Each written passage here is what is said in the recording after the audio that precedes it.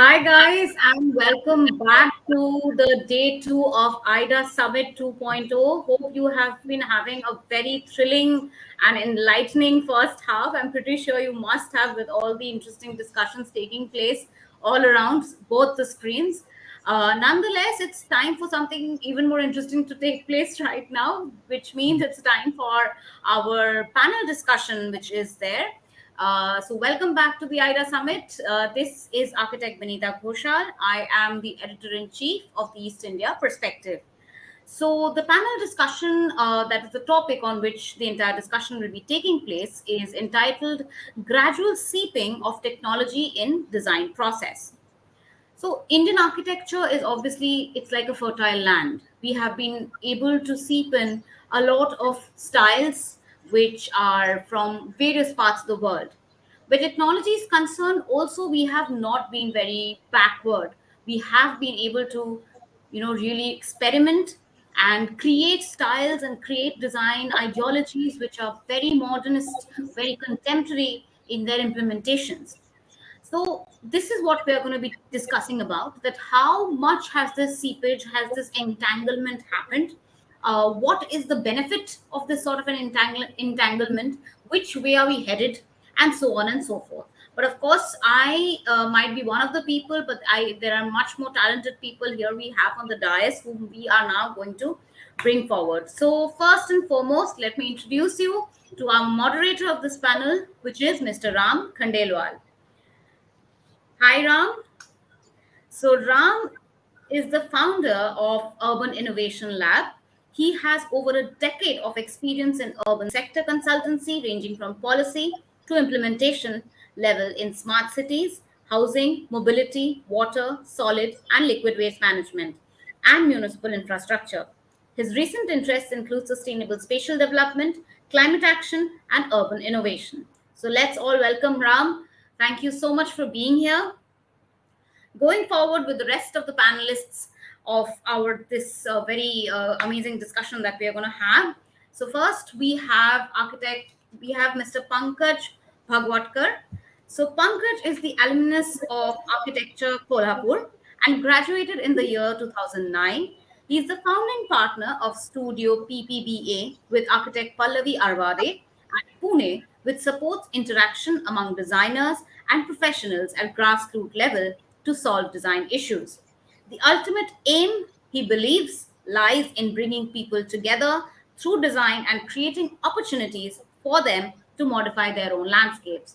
Pankaj, we heartily welcome you to this discussion and genuinely hope that you have a lot of fun while discussing. And of course, we are really looking forward to learning a lot. Next, we have Miss Sneha Gurjar. Welcome, Sneha.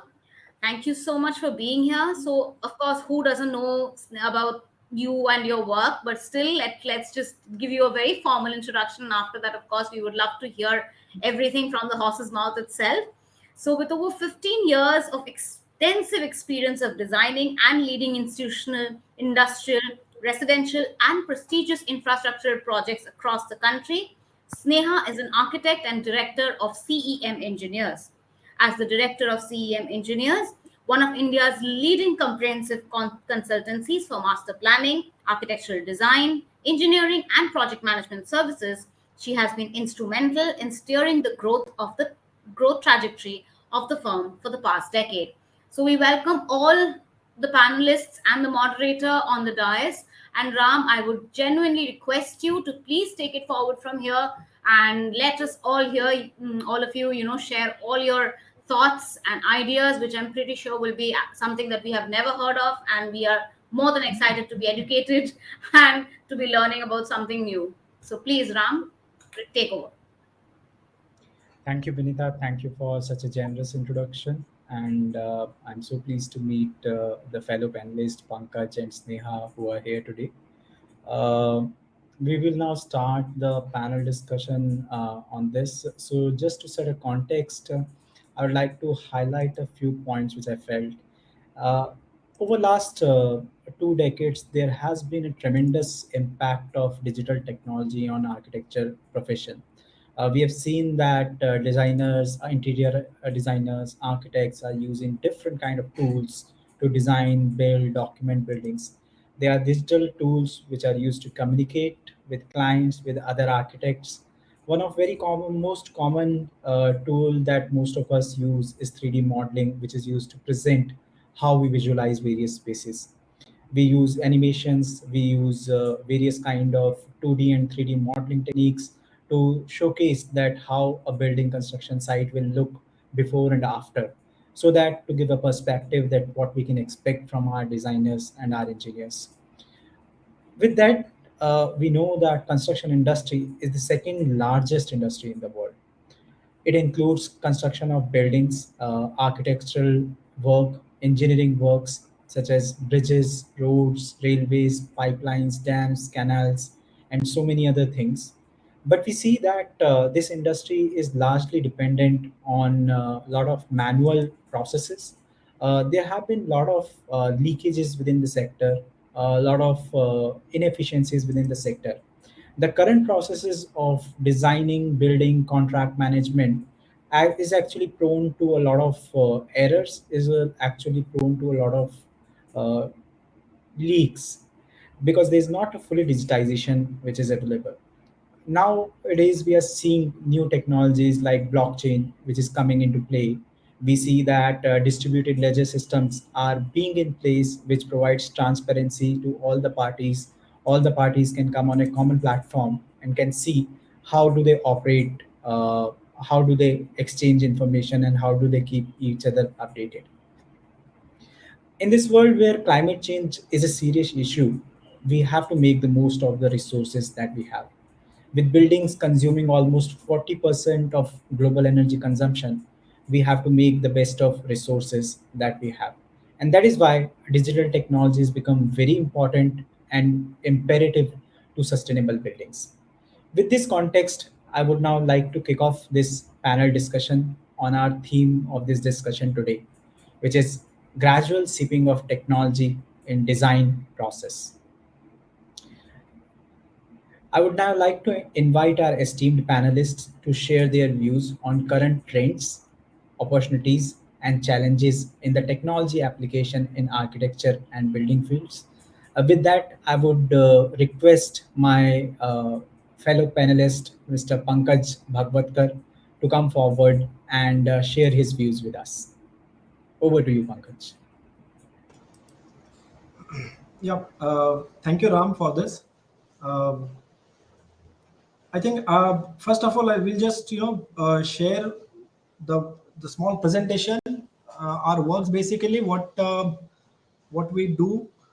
Is it okay, Ram? Right? Am I audible? Hello. Yes, you are audible. Please go ahead, Pankaj. Yeah, I'm audible, right? Okay. Uh, Good afternoon, everyone. I'm really thankful to IIDA team for this opportunity. Uh, you can see this picture. This is painting done by the Picasso. I would like.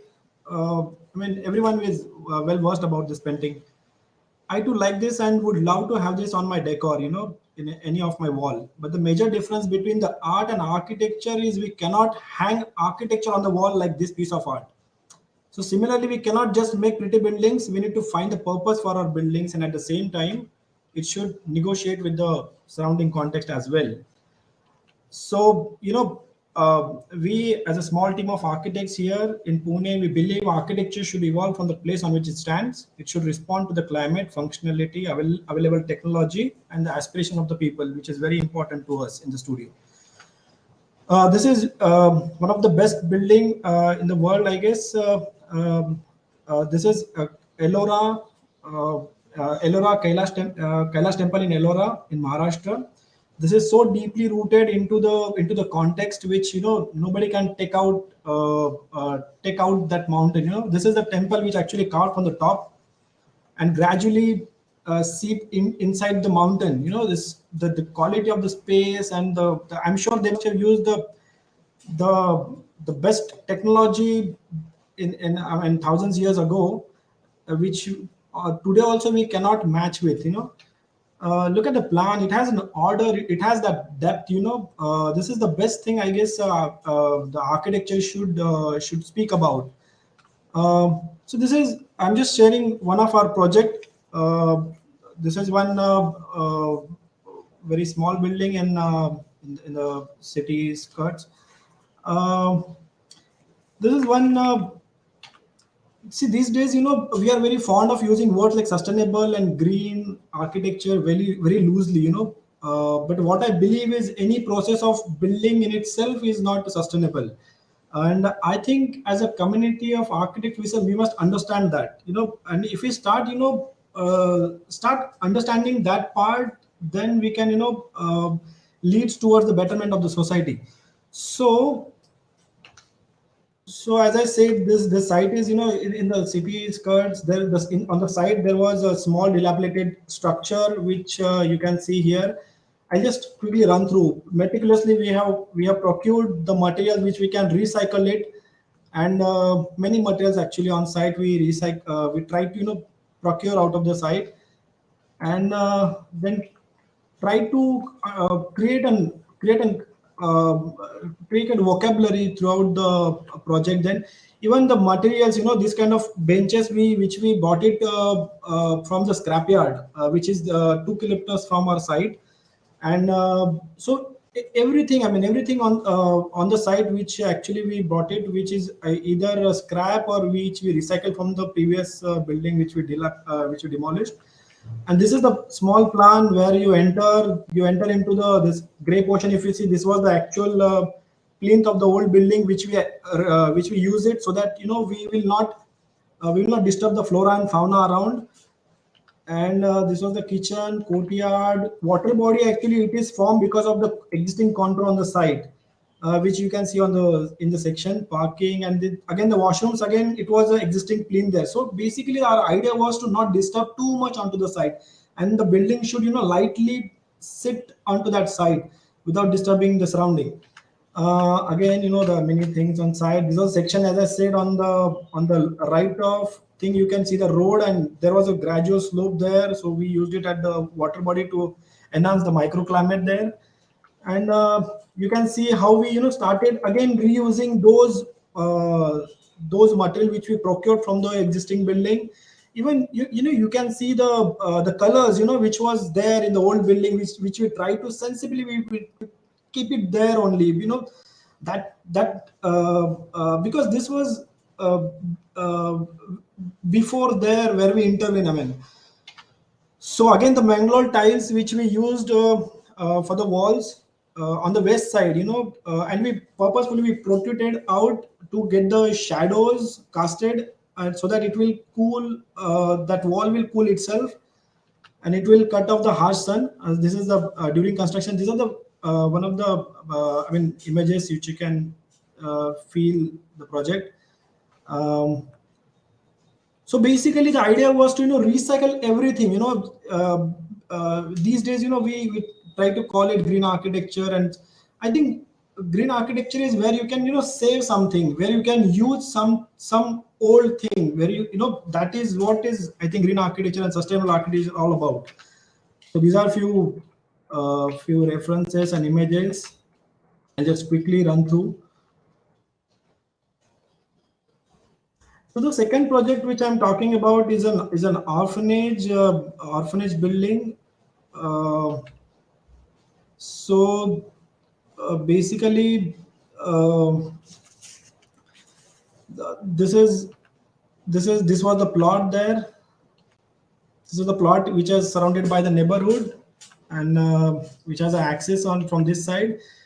The plot number 7, actually, which was the phase 1, which we started working upon. And then we started, doing all this study before designing, to understand the mass of the building. But eventually we understood that if you see, those yellow portion will not have a natural light. uh, then we started, splitting this building into two parts and creating a courtyard. Actually the courtyard, again, as I said, there is a neighborhood all around. And the courtyard actually is a good example in the urban context, that which will eventually will combines the traditional spirit and the contemporary values of that particular place.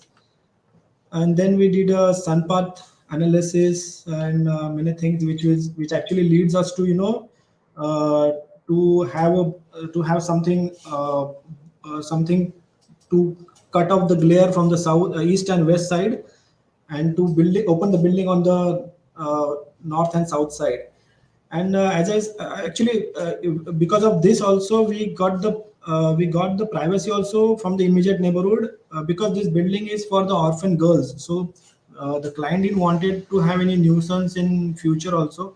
So that was again a reason to make these double walls. Actually, this double, which has a cavity, and which will again protect the building from the harsh sun. Again, the staircase we placed on the east side, where we can again block the neighborhood and open the building onto the west, where you can see on my screen where it has a sacred mountain on that side. We meticulously place the building on site where you can frame this mountain from any corner of the building. Then this is the section actually we were bothering about the entry. Then we shifted this block from here to on the top of this. So this is how we got the entry. And again, you can see the pergola on top of it, so that you can have the protection from the sun and you can have a nice space inside. This is how the building actually in section looks like. As I said, this was the 4,000 square feet plot only. So eventually we wanted to have a space for the kids to play also. So we created this yellow portion for the kids, and at the below we have placed the dining and backyard. Again, I'll just quickly move through it. This is a section. There are various activities around it. This is a structural grid actually we worked upon, which is 750 which are actually accommodated in that structural grid, which will accommodate all the bunk beds and everything. And the same grid actually, we tried to put it onto the elevation as well. I mean, there is nothing extra elevation or something like that. So these are the plans. I'll quickly run through it. Very simple plan: two blocks with a courtyard at the center. This is the elevation, and this is this is how the building actually sits into the context now. And this is how the orphan kids have started using it. As I said, this space has turned out to be a community space. The village in that particular, the school in that particular village is started using the space very actively. They have a lot of functions throughout the year here in the space. And the advantage of this is, the community started mixing with the orphan kids, and the trauma which orphan kids had, they're coming out of it. I have seen it while visiting there. The space was like this, and you can imagine with the 200 kids sitting there. So there are a lot of other functions also happen. These are the ladies. I mean, they had some function there. There are many functions actually happen, and this villages, the village people, they actively using this community's place. I think this is very important. In our architecture, it should celebrate. It has a power to to change the community, how they should look at to the buildings. It is not just a building. I think it is something more than a building for the community. Um, so these are a few images. I'll just quickly take you through. So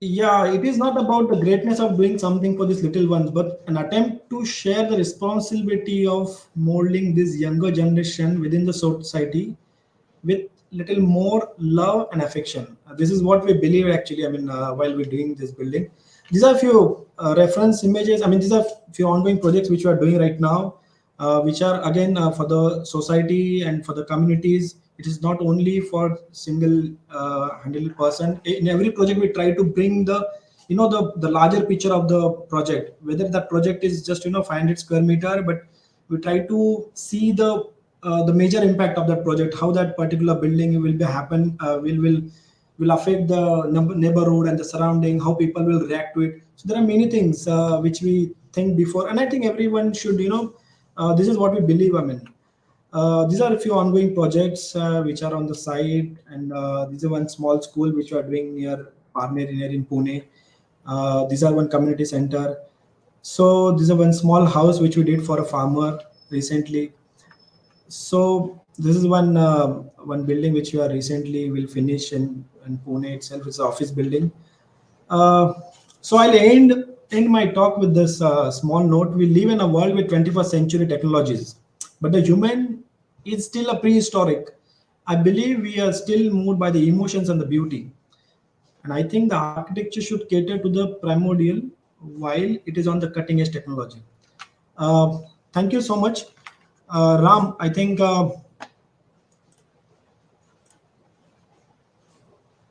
so. Over to you, Ram. You. Thank you, Pankaj. Thank you for a wonderful presentation, and thank you for showcasing us, taking us through those two projects where you have tried to streamline how sustainability fits into uh, projects seamlessly. And technology is not just an application of definitely digital technologies are coming into play these days. We talk about blockchain, we talk about AI, ML, and we talk about latest computer applications, etc., which is changing the way. But technology doesn't mean that. Technology actually also means how do you make the best out of your resources, re-engineering some of the processes, and trying to make things more sustainable. So thank you for sharing those examples with us. I'm really curious about a few things which you discussed in your project, Pankaj, and it evokes a thought. See, when you look at sustainability of a project or a campus, so like the one you did for this girls orphanage, Orphanage. yeah. So how do you define sustainability? So in first place, when you started looking at this site, what were the initial thoughts when you thought that these are going to be my key pillars of sustainability?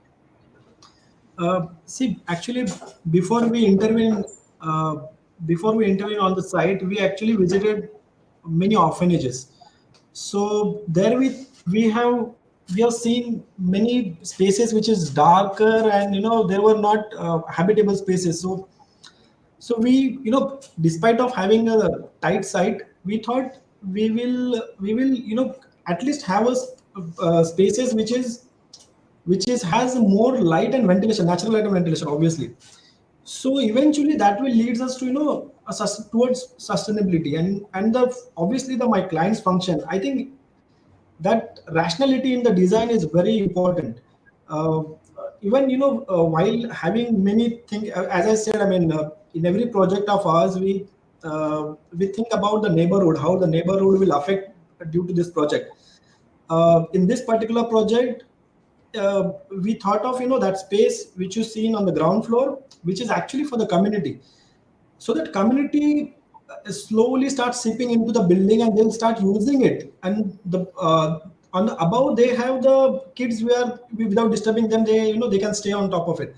So this is just a small 4,000 square feet building which can impact the entire village. Now they have a place where they can celebrate everything.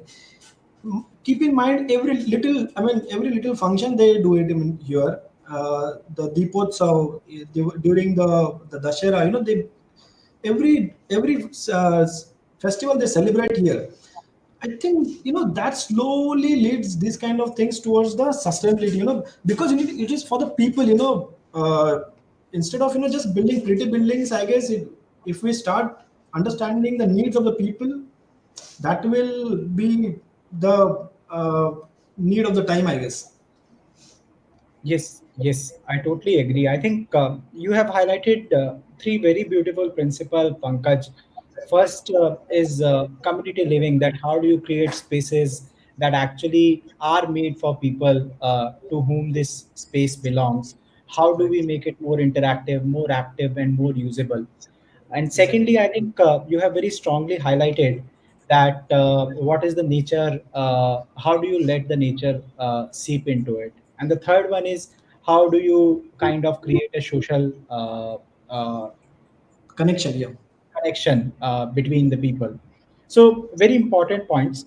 Now, I would like to take the discussion on the second aspect of technology, which is digital technologies.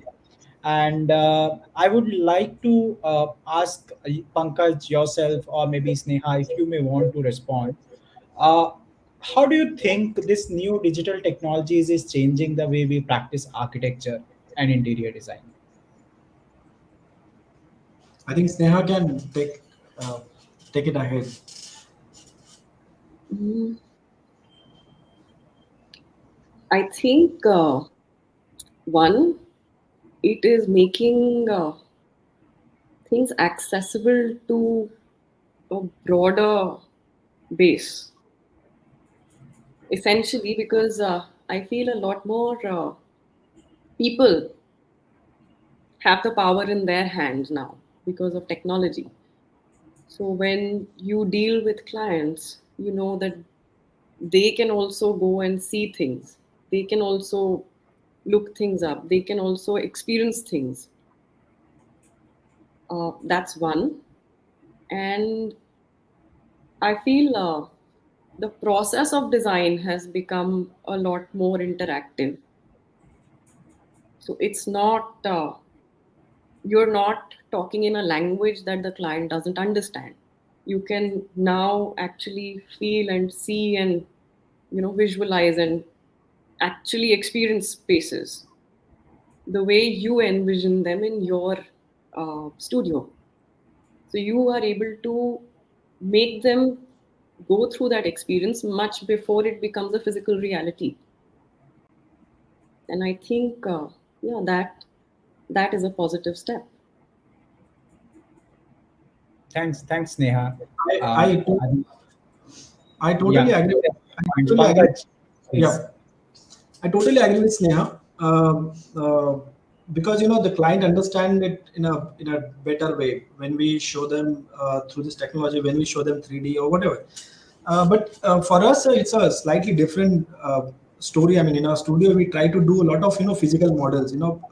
For us to understand the scale of it, to understand the spaces, how it's going to. We literally make the model of the entire villages, and then we try to the infill the building, which is nevertheless of the scale. I mean, whether it is a small building or bigger building, but we try to understand the scale of it, and then after all this study, a lot of sections and sketches, we made it, and then we try to put it into the 3D.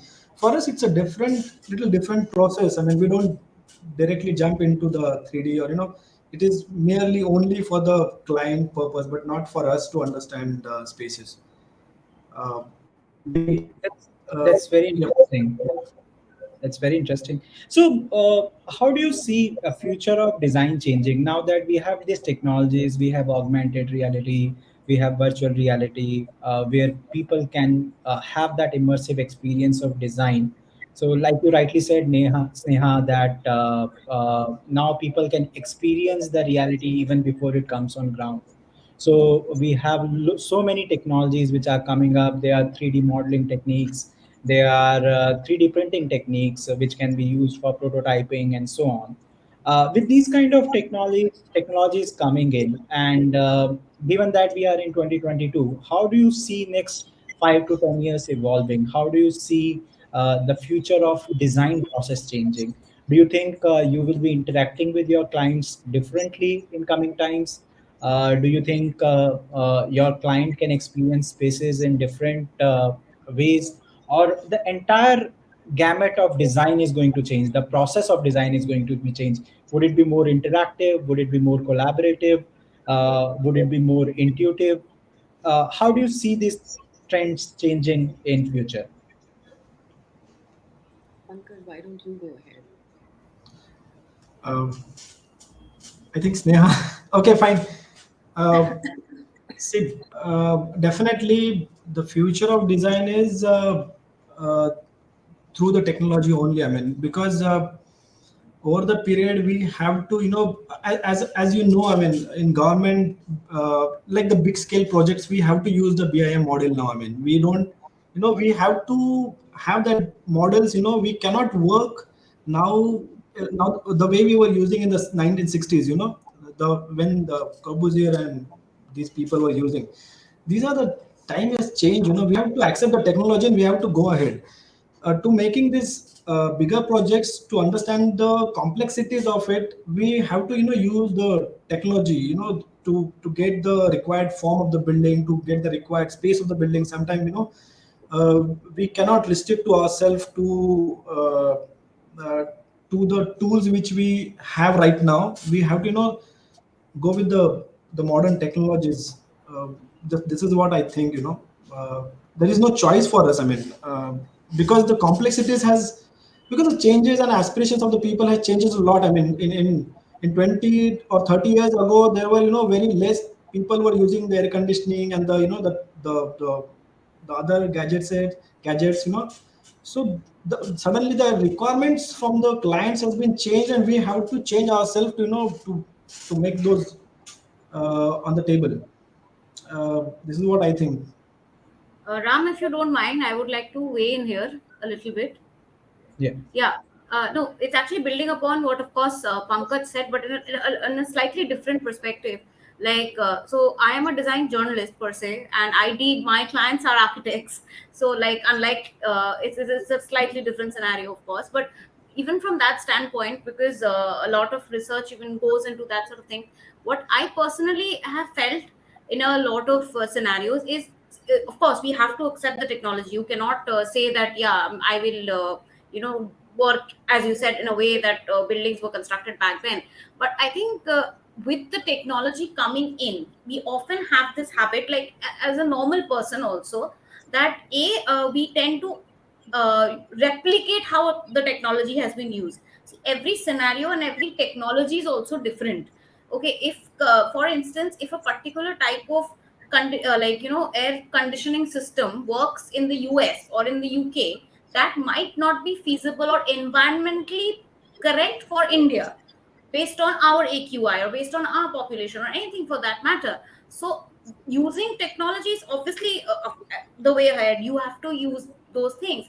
But I think one of the main aspects is to not be aping the technology, rather molding it into your own format is one very because a lot of times this happens in practice, or like that, people tend to just take it up and paste it because, yeah, it looks very cool and it looks very modern.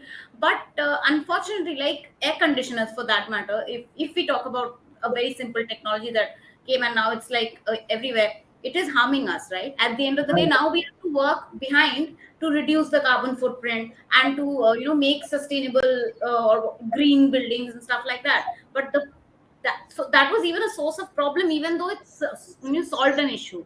And one of the prime reasons was because we aped the technology. We did not think to kind of compose it in a way that suited us or that really proved the scenario to be perfect. That is one thing. Second thing is, I think, like, even though technology comes into the picture, and I think this is us as designers, architects, all the entire creative panorama I'm talking about, the one thing that we cannot have removed from the equation is the humane factor. Because with Exactly. everything getting incorporated with technology, you might just start feeling like Iron Man. But that's not the point of view I think any of the architect will want. You will want to give the human feeling, the humane feeling in any structure that you design. Even like yesterday, we were listening to a lot of architects who are metaverse architects and are designing structures for the metaverse, but they are also trying to incorporate elements into that W3, that is the World Wide Web 3D version, which is all being worked upon, wherein the human gets to feel that they're actually in a bedroom or anything of that sort. So definitely the humane concept should not be removed from the equation, because I think then the whole solution goes to a toss and the whole equation fails. If we just take that and let the others surpass. Uh, That's, I would like to add what Binita is saying. I mean, even the Albert Einstein has quoted a long back. The I fear the day that technology will surpass over human interactions, the world will have the generations of idiots. I mean, so we must understand what amount of what amount of technology we should use. As I said in my presentation, we are a prehistoric human animal basically. So we are still moved by the emotions and the beauty. So technology I understand, but the building must have all this. The emotion, the scale. These are actually basically a senses which we feel comfortable through. And the problem these days we are facing is we see our buildings only through eyes. I mean, this visual appearance is so much overpowered to us. I mean, everybody, we're trying to design a building better than what we have the next. I mean, but instead of, I mean, using the different technology obviously, but I think technology should not be overpowering to the design. I think design should, design technology should go with the design. We should use only that technology. We should, it should go with the design. It should not overpower to the design. That's what my point is. Yeah, that's I totally agree. I think both of you, wearing your architect's hat, have made a very relevant point that we always say technology as an end or technology as a means. So definitely, technology is as a means is something which we all are looking for. We don't want to just put the technology just for the sake of putting technology. So yeah, I totally agree with you on that. And when we look at this technology, so what are the elements where you feel technology is most relevant? Because you have been designing buildings on ground, you have been implementing building on grounds. So what are the specific things, areas which you feel our fellow architect friends should look into when they want to apply this technology? So based on the projects which you have been doing on ground, what are your learnings?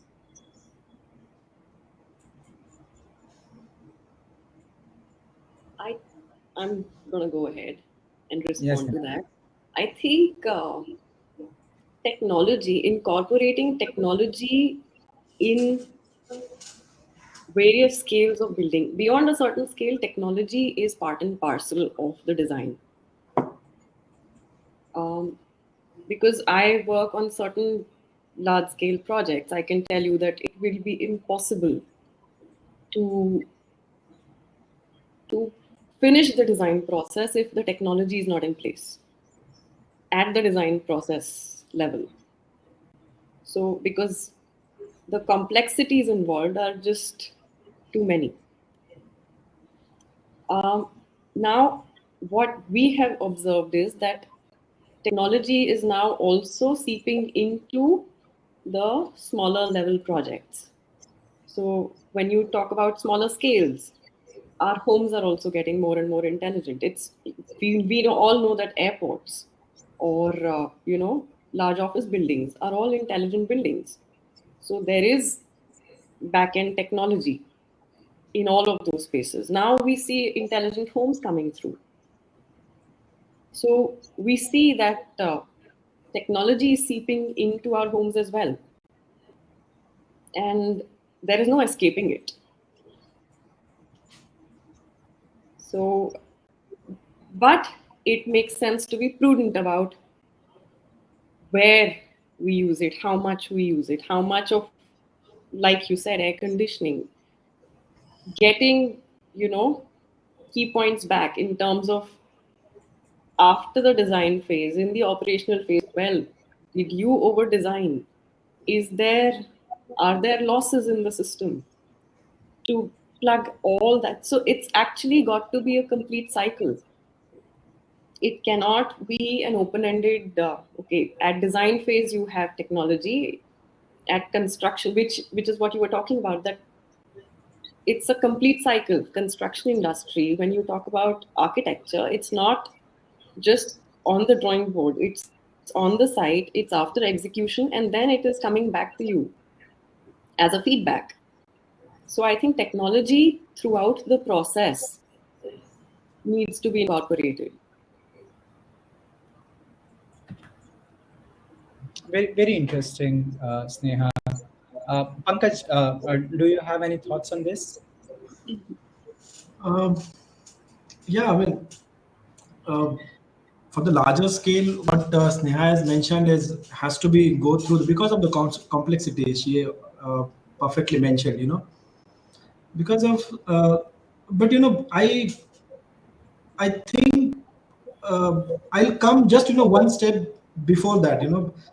Sometimes clients have so much aspirations. Sometimes they don't need it. So as an architects, our role comes there.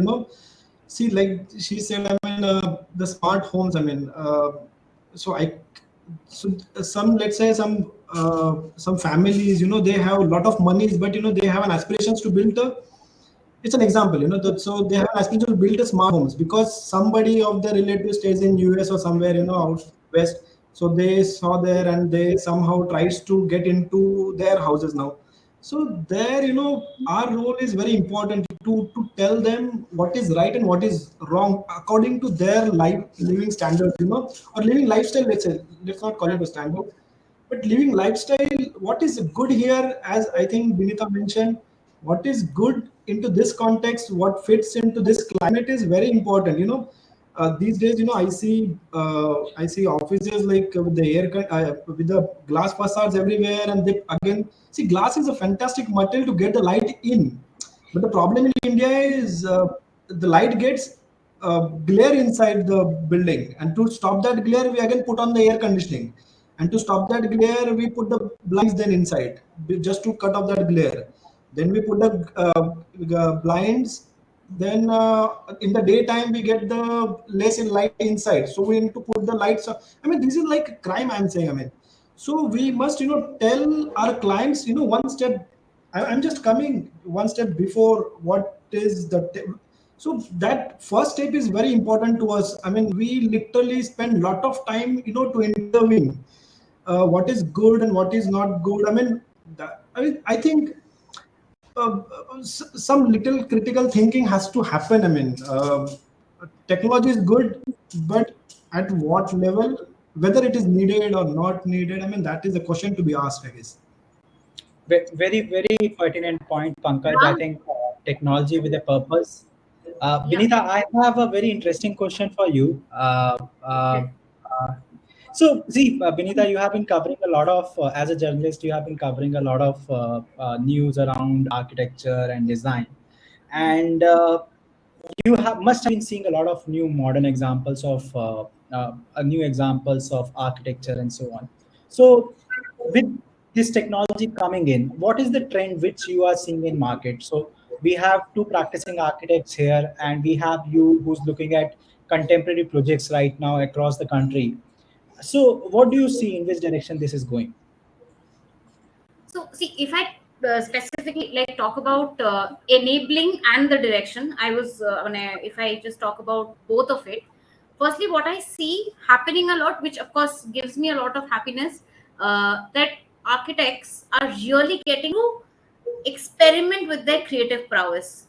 You know, today, if like quite a few years back, if we had to think about really, what should I say, quirky structures, if I just like would like to call it, Zaha Hadid was the only name that came into picture, because she was the one. There was this entire story which I think every architecture college teacher told their student, that she throws a paper and the shape that it takes, and that is what she designs. And everybody thought ki yaar, I wish even I could do that.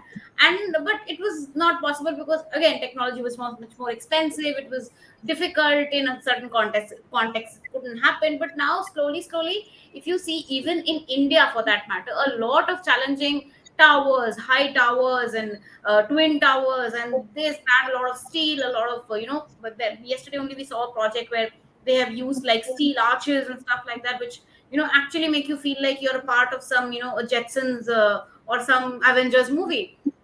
So definitely I would say that it is amazing to see how well architects are getting the scope, to test their creativity and actually push it through, punch it through, and implement it as well. That is what makes me happy about the whole thing. Now, answering your question more directly regarding the trend that I see, is what, again, I would like to, I might sound a little repetitive, is the part that I really do not like, is that, again, that part where people or a lot of architects tend to ape it. There are a lot of people that I have seen that, like, again, Pankaj said that a particular relative, yeah, they have seen it, so now the client demands for it. So I can understand as the architect's position that they probably can't help it, but that's what they end up doing. Like, just a few days before, I met this friend who has got this, they're very affluent and they got a house. It's a like a G+1, and they have a lift installed. So my simple question was, why is there a lift for a one floor? He said, my parents are old. I said, ramp would have worked out. Or I'm pretty sure there are any other solutions which could have been much more cost efficient and energy efficient, more importantly, which a lift was not required in a G+1 structure. But it was some architect who designed it, and yeah, they did it. So I think as architects, uh, the trend is definitely, as I said, creativity is the trend. I feel a lot of creative structures are coming forward, and that is really very, very inspiring to see. And when you see those things, it really blows your mind. But having said so, every architect has two kinds of projects. Yesterday, an architect very carefully stated that there are always two, three kinds of projects that are going on in an architect's office. One is the ones which you publish, and the ones which you put out, and there are ones that you run the studio with, which is obvious. I mean, it's a practical world. Nothing runs on, just like that. So while I absolutely, the best of the best is what obviously you'll put forward, which will be probably very energy efficient and everything. Don't give like the ones that you're doing for the studio. As architects, we might have the potential and the power to be able to influence the a good strategy or a good advice to our people whom we are dealing with as well. I know beyond a point it's impossible. I absolutely understand that. Beyond a point, your client will not understand, and then obviously I will never say that architects should just not do the project. Definitely not. But I guess that core principle of doing what is using the, see, again, technology means a lot of things. So there is an architect who designs, I think, a conditioner out of terracotta cones. He became really popular. I think he's a part of IIDA also a little later, probably. I'm not sure.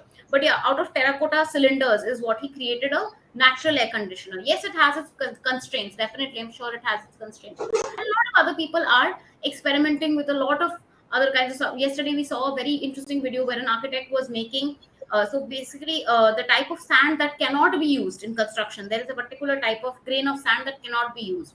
They have used technology because that sand is what is available in their local. So in order to kind of use the local material, they have manufactured that sand into a brick.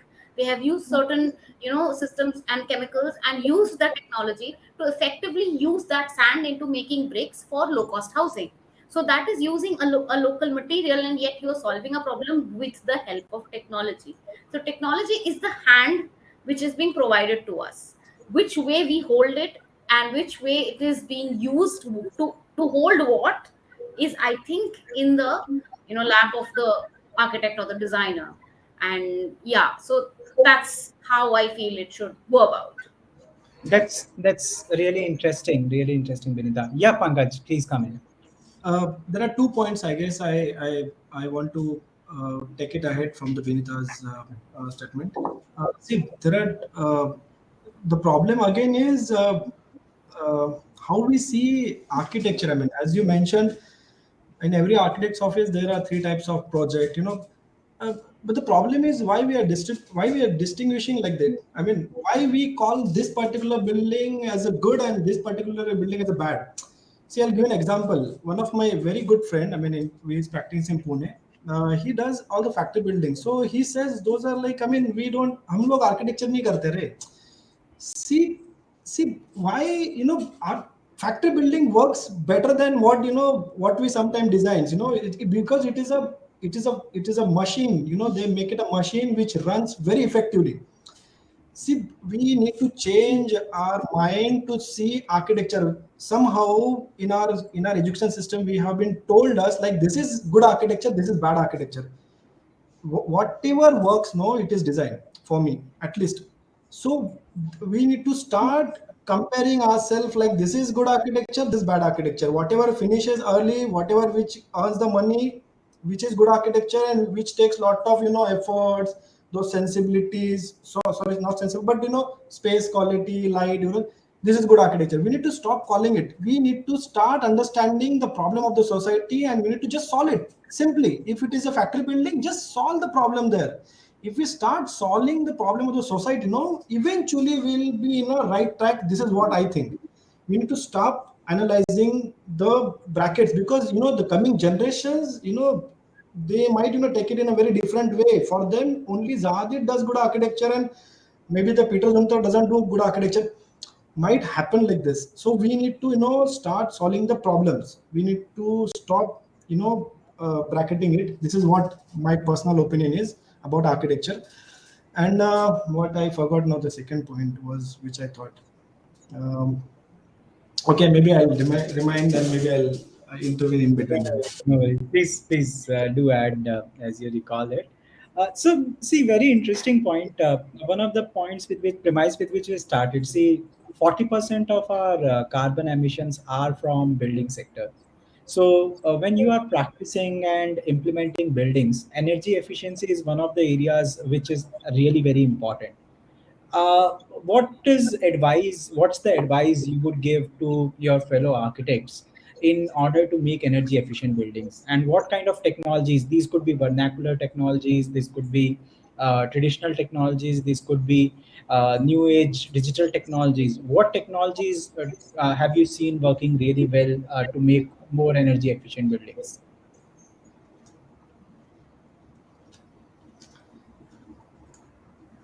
Sneha.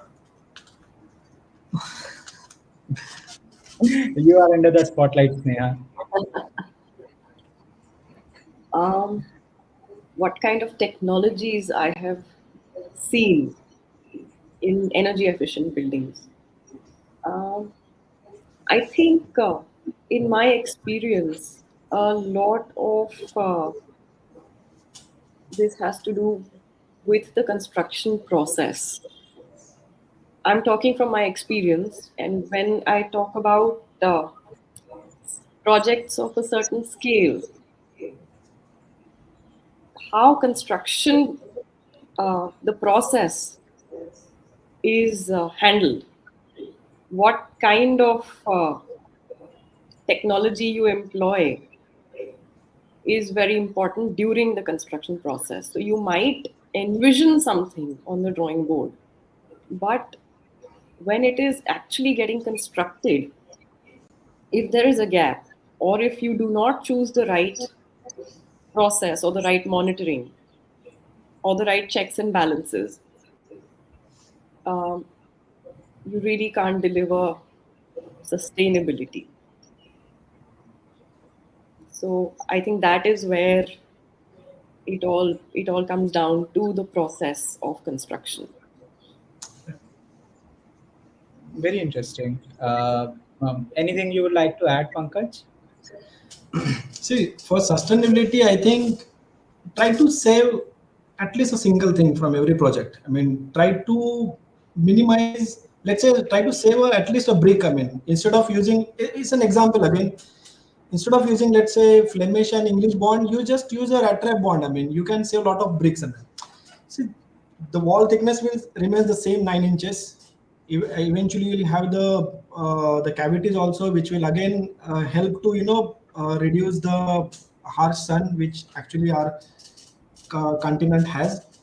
So just try to save simple things, which will automatically leads you to the sustainability. This is what I think. And have the rational plan. I mean, spend lot of time, because I believe plan is a generator. What Corbusier said. It's perfect. Try to work out the plan so rational. You minimize the corridors. Minimize the footprint. Even have a sections cutting through it. If you have the rational plan, and the zoning and everything correct, it will definitely save a lot of energies. Even try to get the natural lighting, so that you don't spend too much. These are all basic things. We just need to follow it, I guess. The problem is when the project comes to us now, we try to make it so. I mean, try to make it so big. Forget about the client's aspirations. Our architect's aspirations is so big. I mean, sometimes we try to make it to some level. So we need to just try to minimize it, and what we need to deliver what it really required. I guess so. It will definitely lead to the sustainability. Thanks, Pankaj. I think very, very relevant points. Simply just by changing the configuration of brick bonds, or just by looking at what is the width of Yeah, corridors, etc. even Binita said, I mean, Binita gave an example where somebody has made the bricks, out of those sand. And these are all small, small things. If we start, utilizing it, we just need to see things around. I mean, we need to spend little more time onto the site, what site offers to us, to the design. So just little more time we need to spend, and the problem is we don't have time. I mean, this is the biggest issue again. I mean, because the client needs a design the next day. I mean, but as an architect, we need to restrain ourselves. We need to spend little time. I think the small, small things which we can change a lot. I guess. Very interesting. And Benita, what you have been seeing in industry, how industry is dealing with energy efficiency? Like a price tag, I feel. It is like a 500-meter of, some race, which if you, go ahead with, there's something for you, you know.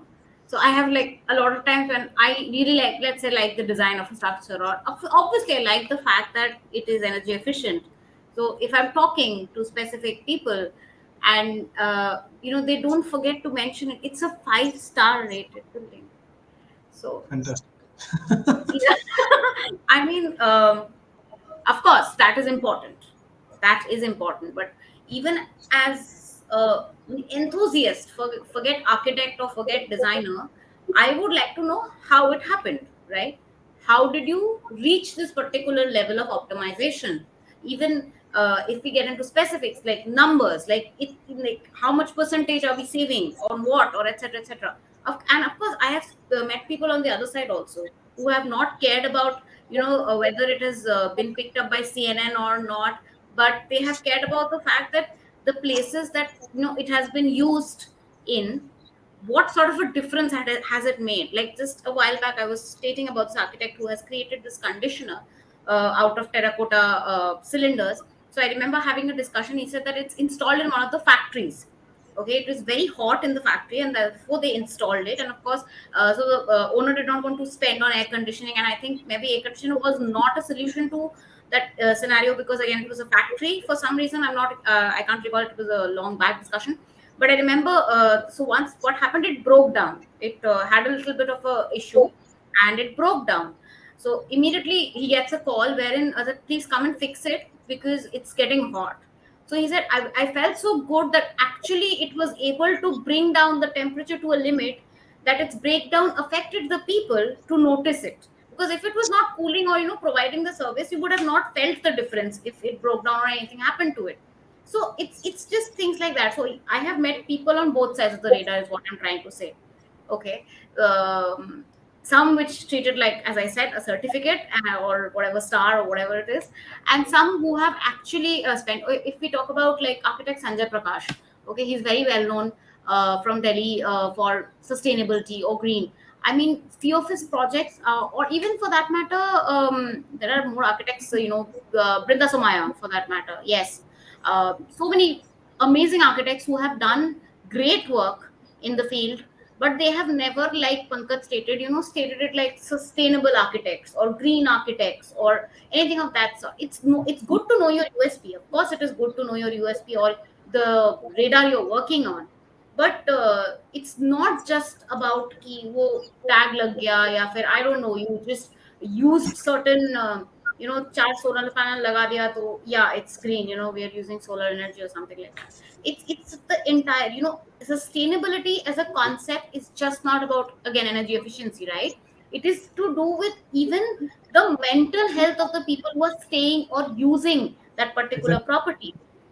Exactly. So sustainability, the whole term sustainability means something that can be sustained or remain the same way, maintained the same way it is throughout its lifespan or its life term.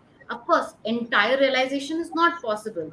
But yes, like, I don't know, building a school with a different ideology wherein students are actually interacting and learning from nature, right? Because at the end of the day, we, even as architects, when we are designing structures, and a lot of structures which eventually even get celebrated for their amazing designs, have somewhere have always have a connection with nature.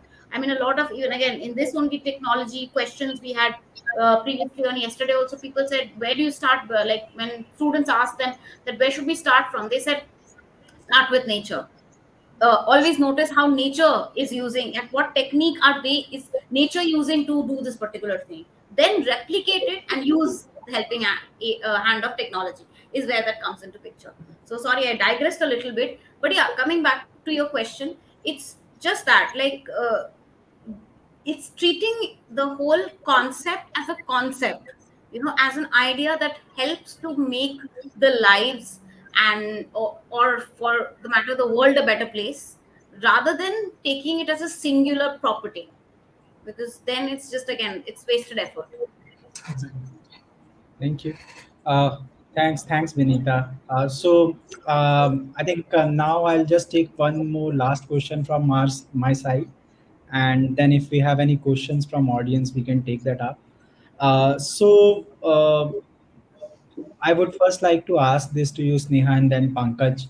Uh, as an architect, what are the challenges that you see that you face when you have to ensure sustainability in a building, and how do you address them? So we have a number of architects who have joined us today to know about design, technology, sustainability. So uh, please tell us a few challenges which you have faced in addressing sustainability, and how do you address them, and if technology has helped you in some of these things.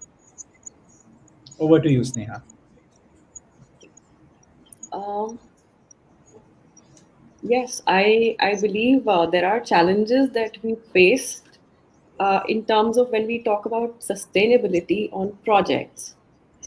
Um, I'm going to give you an example of government projects. It is now mandatory for certain government projects to have sustainable practices incorporated in the design itself, right? Which is, I think, a big push.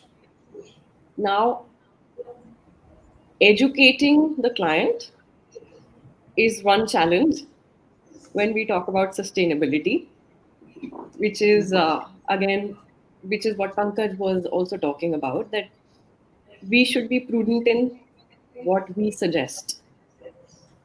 So, yes, when we choose systems in our design, and when we know that they're going to be scaled up to a certain level, we have to be prudent in the selection. That is one challenge amongst all the available options that we have today, because we have various options.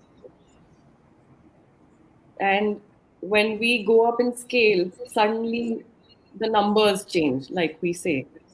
Everything adds up to numbers, whether it is in terms of time or it is in terms of money. So those are challenges that we face on larger projects. And I forgot the second part of your question. If you Yeah. could repeat that. So yeah, so I'll repeat that. One is, what are the challenges do we face, and the second is, how do we address those challenges, and if technology uh, can help in addressing some of those areas, if you have seen that. Okay.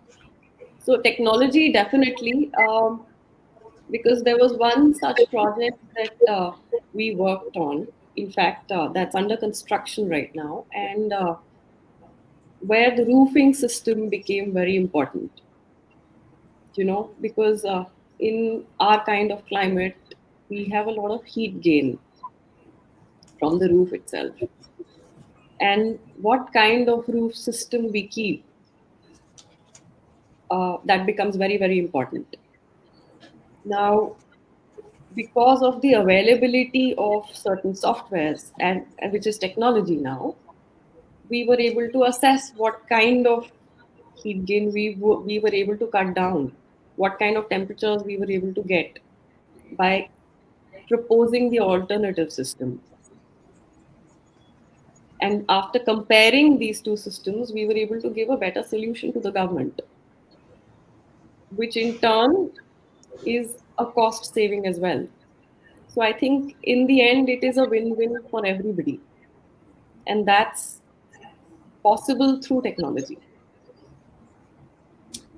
Very interesting examples, Neha. And I think a lot of our young and budding architects uh, do face these kind of issues, and these kind of solutions can be really helpful for them when they are practicing on the projects.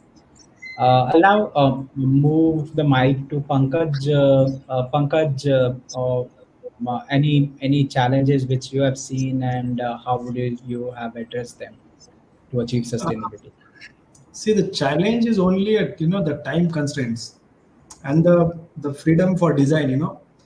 Uh, these are the major challenges. I mean, these days I feel. I mean, and then again, what Sneha has mentioned uh, briefly, but uh, because the point again, why I'm saying time, because if we spend good amount of time on any design, it will definitely leads to its betterment.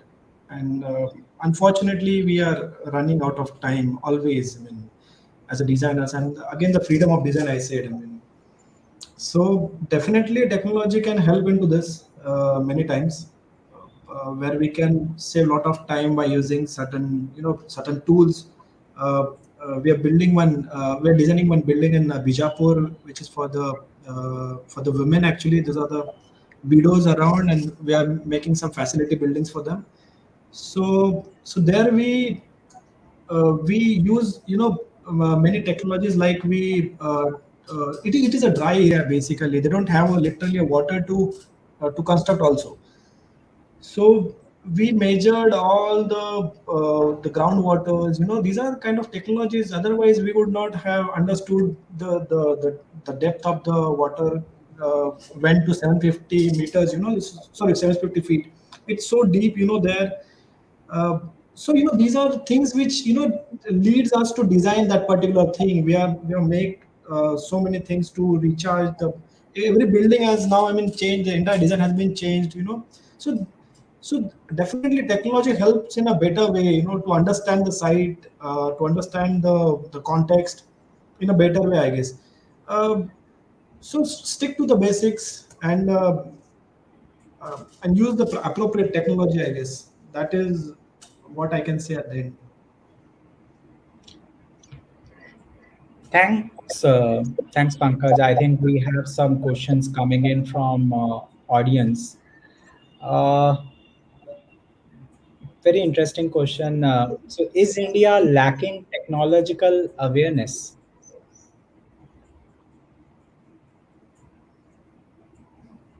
Uh,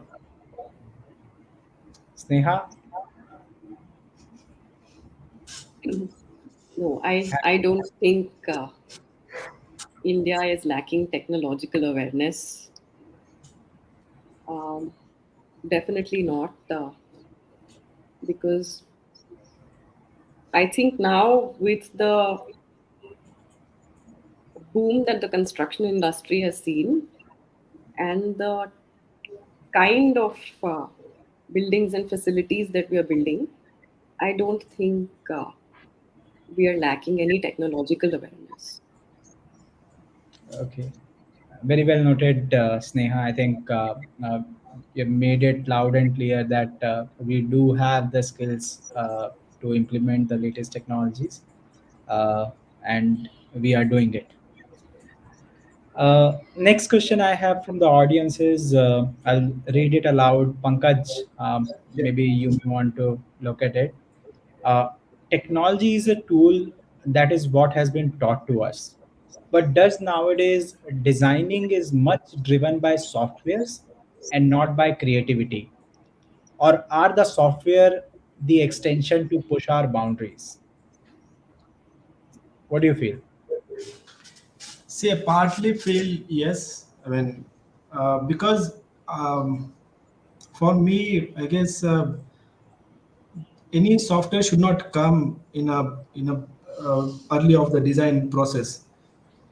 Only unless and until you have some different form which actually you needed on, or maybe some different thing you really wanted to have, then only you can use the technology. Otherwise, in the very initial stage where you and your sketchbook might be, or your maybe your might be something, I feel technology should not be overpowered, I guess, to our design ideas. Sometime some certain software, I know that is why this form has become like this. So that is, I guess, we restrict to ourselves. I mean, I'm saying, uh, make yourself so strong that you'll be able to draw it at least on an initial scale, to get those ideas into the paper first, and then you transfer that slowly and develop it into your computer, maybe whatever the technology, maybe 3D modeling, and so on. So see, slowly you start using the technology, not but in very initial stage where it may leads to somewhere else where you don't want it to land up. So this is what my point of view on this. Very interesting. Vinita, I would like to buzz you here. Um, so, this entire concept of being technological aware, when you are meeting the architects in the field, what is general response you get? How pro or anti technology they are? What is what is your assessment on this? Honestly, I don't have one. Reason being, it's very diverse. It's a very it's almost like a personal design choice, right?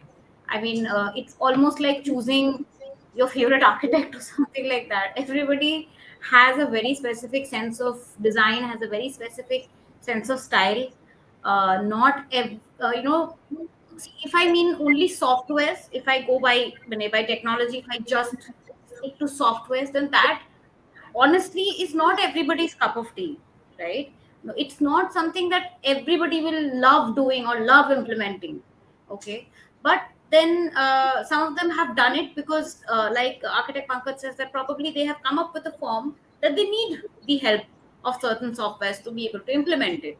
So yes, they have done it, and there are some who are really great at it, I would say, and they have utilized it very efficiently to create structures which are not only aesthetically pleasing and beautiful, but are also very beneficial to the or to the current scenario that they have designed it.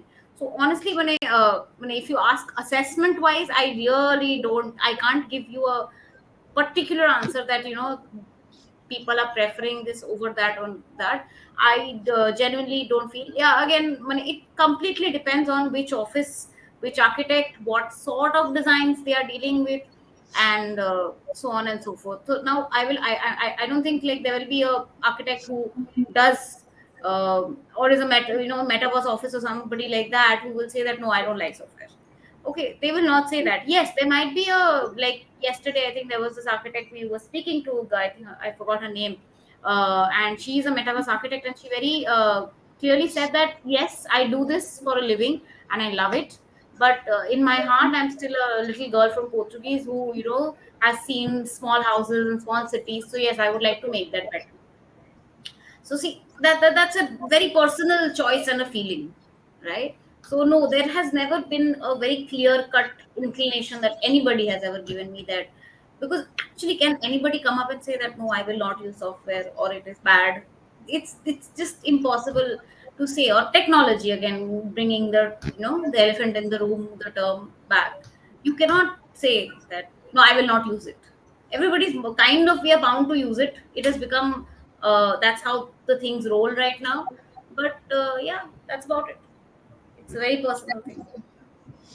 Yeah. Very uh, interesting. Very interesting. Yes, Pankaj, please. Yeah, I understood. But we must understand. If I hope this question is from the students, and but still, the human moved by the love and the beauty of the buildings, the emotions of the building, which technology cannot create, unfortunately. So understand this, and so we have to use it as per the need only. I mean, I totally agree with both of you. We have the last question of the session today from another attendee. Uh, I saw a MVRDB lecture regarding the technology adaptation, and also saw a few early adopters in our country. Does that mean that our historical value and architecture is lost?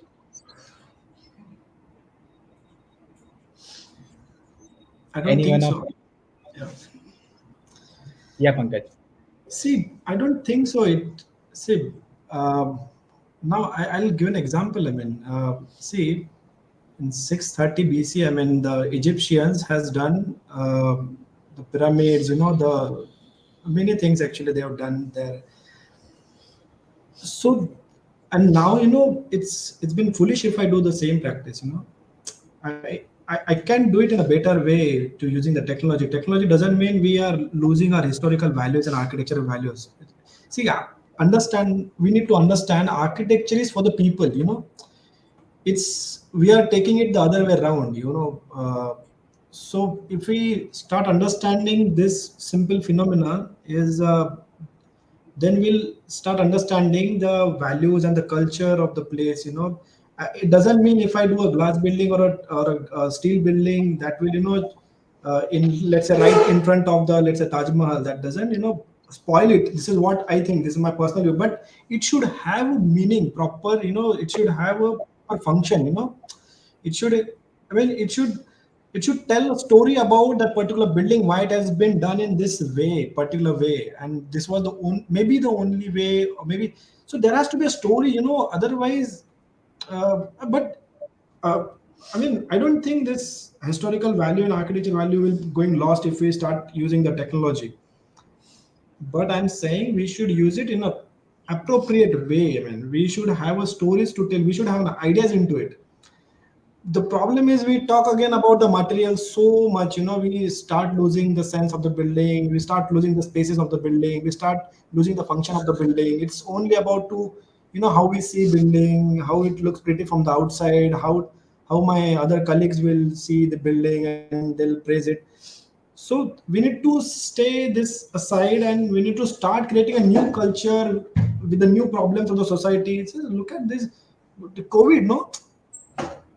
And because of the COVID, many things has been changed. I mean, so we have to change. Change is the only constant, I guess. I mean, and it won't affect anything unless until we have the uh, real, what I guess, a real meaning by doing this. So it won't affect, I guess. Great, I great, great completely agree. thoughts. I completely Yes, agree with Neha. Pankaj. I think assuming that historical value and architecture is lost is assuming that architecture is frozen in time and space. Yeah, and that's the Our beauty. definition, our definitions of both need to evolve, and technology is a tool for that evolution. Exactly. Great. Very, very, very thought-provoking points, Pankaj, Sneha. So we are almost at the end of our session, and now before we conclude this session, I would like to request Sneha, Pankaj, and Vinita for you to give any closing remarks or advice that you have for our young architects who are working in design and technology space. Any words of wisdom from your side, Sneha? Uh, well, words of wisdom. Just follow your heart because eventually good architecture needs to touch you. Wow. Definitely, your statement have touched our hearts, Sneha. and it does with young architects as well. Thank you. Pankaj, Yeah, the same thing what Sneha said, and ask the right questions. Because the moment you're asking the right questions to anybody, to yourself, to your client, to your site, you'll start uh, you'll start looking for the answers there. I mean, that is very important. But the first one is what Sneha said. totally agree. So those are two mantras we have. And Vinita, any words of wisdom from the industry? I think there are far more talented people right here on the dais to be giving the advice. I think I should be, I still should be, I mean, I'm still on the receiver's end. So definitely I am taking the advice here. So definitely I think it will be not fair. So no, I have nothing per se, but yeah, definitely do follow what our architects of the generation are saying. And I'm pretty sure it's going to happen. So yeah. Thank you, thank you, thank you so much. I would not now like to give my heartfelt thanks to our esteemed panelists, Sneha, Pankaj, Vinita, who have been active participants to this discussion for such an interesting discussion, a thought-provoking discussion. I personally feel a lot enriched with such interesting thoughts, and I hope that our attendees, young architect and designer community, have also benefited from this discussion. While we take adieu, stay tuned for more events lined up during the day. And thank you and have a good day. Thank you so much. Okay, so with that, we come to the end of this panel discussion. That is the seepage of technology in Indian architecture.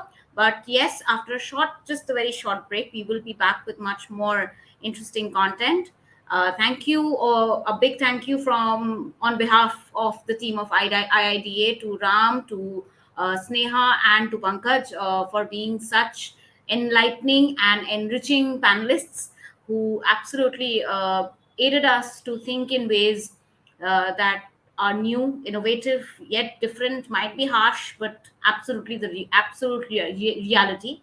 Yeah. So with that, I'll also take you leave. But yes, I'm sure we're going to be starting off soon again with some very interesting discussions and panels and workshops. So stay tuned. Don't leave the dais.